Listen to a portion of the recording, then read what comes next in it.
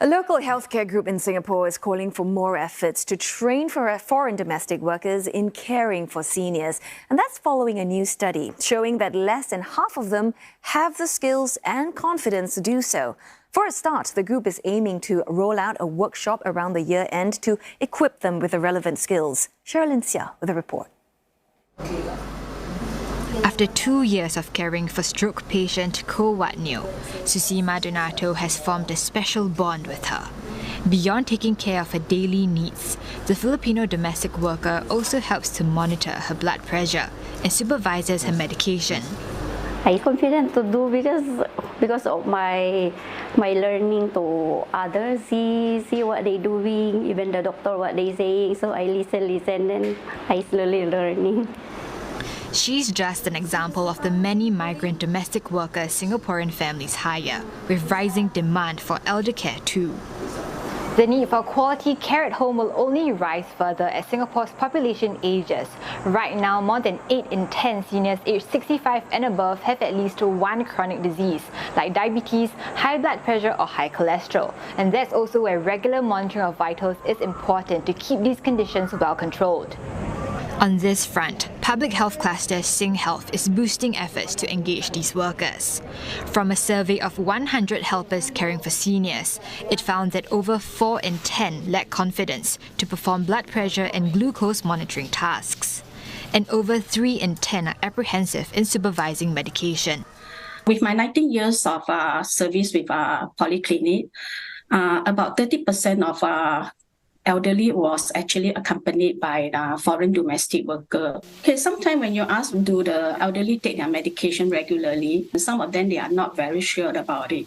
Some of the elderly actually take on their own, but they don't really keep an eye on that because they do have some other domestic tasks to do. While SingHealth already engages helpers during a patient's regular visits, it's now looking to tailor a proper curriculum for them. It's also exploring conducting lessons in languages that the workers are proficient in.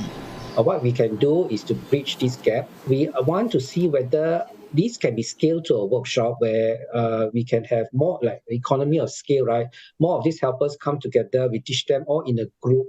And of course, they can share their experience taking care of their older person in the home with each other. SingHealth will pilot this at one of its polyclinics, starting with up to 15 helpers per class. It'll study viability and scale and possible tie-ups with employment agencies. Well, employment agencies in Singapore are seeing more people hiring foreign domestic workers to help care for the elderly or the terminally ill. But they say having workers who have dual roles of both caregiving and household chores may fall victim to burnout, and that could cause the quality of care to fall. Ernest Loy tells us more. This agency is seeing a 20% jump in demand for helpers to care for the elderly or terminally ill. While they try to match employers with suitable candidates, it's not always that straightforward. Unfortunately, not many helpers have the proper caregivers qualifications. What they have is the past experience in their previous job. So to me, that is half the battle won. At least they know what is expected of them. However, the Singapore employers, elderly parent may have very specific requirements of that helper. So they may not fit the bill 100%. Ms. Ng says her firm provides basic training for its helpers and recommends external trainers for clients who have specific caregiving needs. She says some employers expect their helpers to be proficient in both household chores and caregiving. Another agency shares that this is a common issue.